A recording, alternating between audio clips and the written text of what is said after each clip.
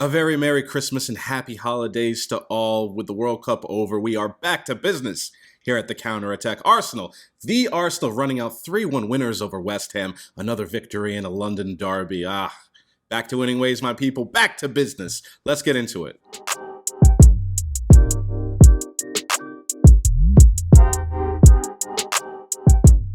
Good evening, my peoples, and welcome back to the Counterattack. I hope you and yours are doing very, very well this winter. The Arsenal. They are back at it, top of the league, going for the title. Well, maybe. And West Ham at home. I expected a win from this one. West Ham are in terrible, terrible form. And Arteta released the lineup this afternoon, and it's all the usual suspects.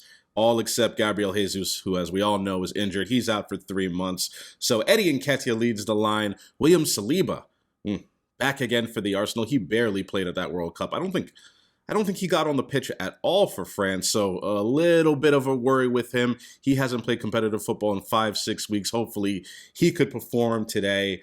But strong starting lineup. I'm expecting a win. I was really afraid that we were going to see some rustiness in this game against West Ham after having not played a competitive fixture for 5-6 weeks. What a strange time it is for all of us, a Winter World Cup. I had no idea how this team was going to react. Frankly, I didn't know how any team was going to react to this. Teams that were in bad form, who knows? Maybe they all of a sudden would be good now. Teams that had good form, maybe they would be really, really rusty and would fall off a cliff. But Mikel has the boys absolutely raring to go. Odegaard and Saka, they combined early, but I believe because the ball touched Saka, Eddie was offside, so the goal was chalked off. But we were playing very, very well. Odegaard, you could see it from minute one. Ooh, he's had an excellent break, hasn't he? Really, really a rejuvenated player. He was pulling the strings early on, and we were playing quite well. One thing that West Ham clearly were doing to start this match off is they were targeting Martinelli. Every single time he looked a little bit threatening, they went in full force. Bowen, Soufal, all of them. Absolutely insane. They were absolutely targeting Martinelli there. As we got closer and closer to the half-hour mark, I wasn't really worried because we were playing quite well. I thought we were dominating proceedings, especially early on, but my goodness. 1-0 to West Ham. Here comes the nonsense, my people. Gabriel, he was aggressive in going for the ball, and that's what he's supposed to do in a high line.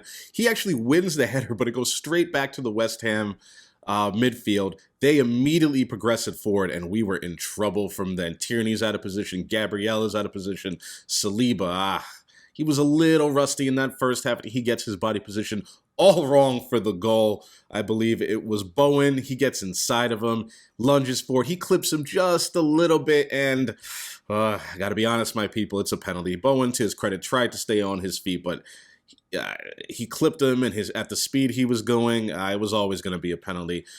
Benrahma slots it in, 1-0 West Ham. Here we go. At the end of the first half, I look back on it, and really the only word to describe it was fruitless. I thought we were the better team for almost all of it, even including their goal. And still we find ourselves down 1-0, dominated, but we barely tested Fabianski. In that second half, we really needed him to face some shots.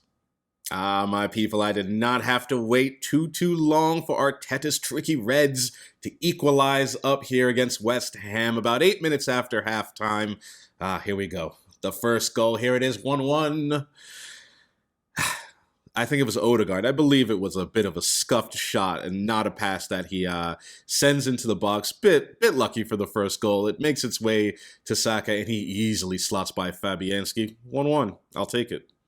If I've said it once, I've said it many times. This Arsenal team is different from past iterations, my people. In the past, go down to West Ham, we would have probably drawn the game, or probably most likely we would have lost it. But here comes the second goal. 5 minutes after Saka gets the first, Martinelli gets the second. Saka does well to work the ball to Odegaard. Odegaard finds Martinelli on the left-hand flank.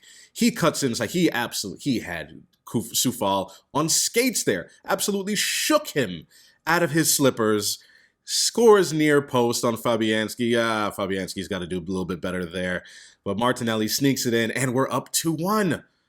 What a beautiful turnaround. 2 goals in 6 minutes. I love to see it. This match was extra special for all of my fellow Gunners because Papa was back in the stands. There's only one Arsene Wenger. They were absolutely singing his praises. We dreamed of these days when we were flying, planes and banners over the top of the stadium telling him to get out.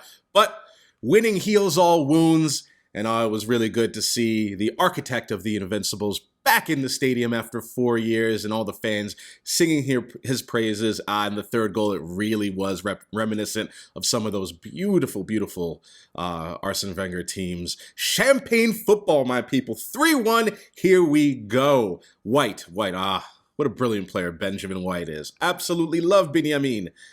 He flicks the ball up over the defender to maintain control, gets it to Odegaard, who feeds it inside to Eddie Nketiah, who does a wonderful sort of spin moves. He uses the defender's weight against him, gets in on goal and slots it easily past Fabianski. Champagne football, a champagne goal. It's 3-1 to the Arsenal.